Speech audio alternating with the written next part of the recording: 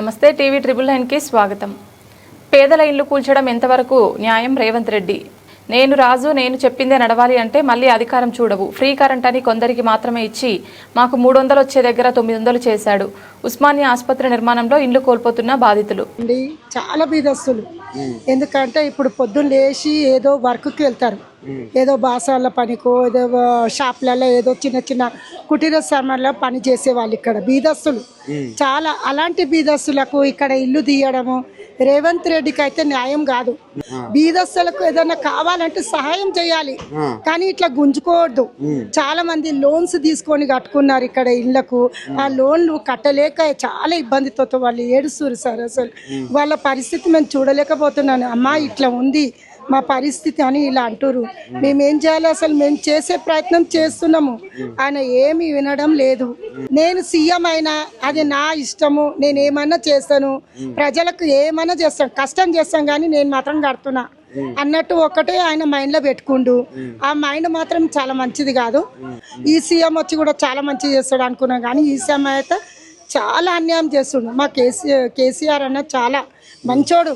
మాకైతే ప్రతి దానికి ఇప్పుడు గర్భిణీ స్త్రీలు ఉన్నా కానీ గర్భిణీ స్త్రీలకు అంగన్వాడీ పెట్టాడు. బస్తీలో మాకు ఏదైనా సమస్య ఉందంటే బస్తీ దవాఖానా పెట్టారు మాకు. ఇంకేమంటే మళ్ళీ డెలివరీ అయిన తర్వాత కాదమ్మా సురక్షంగా మీ బస్సుని ఇస్తాను, బస్సు ఫ్రీ ఇస్తాను, మీ ఇంటి దాకా చేర్పించండు. అలాంటి దేవుడు మాకు కేసీఆర్. ఈయన వచ్చినాక మాకైతే చాలా అన్యాయం చేసేట్టు. ప్రతిదానికి కష్టమే ఉంది మాకు. ఉన్న గుడిసె మెయిన్ గుడిసెలనే మేము జీవించే కదా. ఆ జీవించే సమస్యనే పోతే మేము ఎక్కడ ఉండాలి, ఏ రోడ్డు పైన ఉండాలి?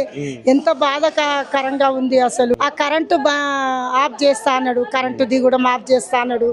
ఏది కొంతమందికే చేశాడు, మిగతా వాళ్ళకి ఏం లేదు. మళ్ళా డబుల్ కరెంటు బిల్లు తోలిస్తుండు. ఇప్పుడు 300 వచ్చేది 900 బిల్లు వస్తుంది మాకు. ట్రిబుల్ వస్తుంది బిల్లు. ఏమంటే మీ పాత బిల్లు ఉంది, మీ పాత బిల్లు మేము తీసుకుంటున్నాము అని అంటారు. ఇక ఏమేస్తారా అసలు? ఓటు ఏమేయమా ఆయనకైతే. మేమైతే కేసీఆర్ కి వేస్తామని అనుకుంటున్నాం. అది చాలా మంచిగా ఉన్నాం. మేము ఎక్కడ పోయినా కానీ పోలీస్ వాళ్ళు కూడా లేడీస్ కి ఏదైనా సమస్య వచ్చా కానీ మాకు చాలా మంచిగా రెస్పెక్ట్ ఇచ్చేవాళ్ళు పోలీసు వాళ్ళు. ఇప్పుడు అట్లా ఏం లేదు. చాలా కిడ్నాప్లు అవుతున్నాయి, యాక్సిడెంట్లు అవుతున్నాయి. ఇదే పరిస్థితి ప్రతి ఒక్క న్యూస్ లో అదే వింటున్నాం, కానీ ఇంకేం లేదండి. చాలా కల్లోలం అయిపోయింది. హైదరాబాద్ కి అయితే మాకు చాలా నష్టం అయిపోయింది హైదరాబాద్.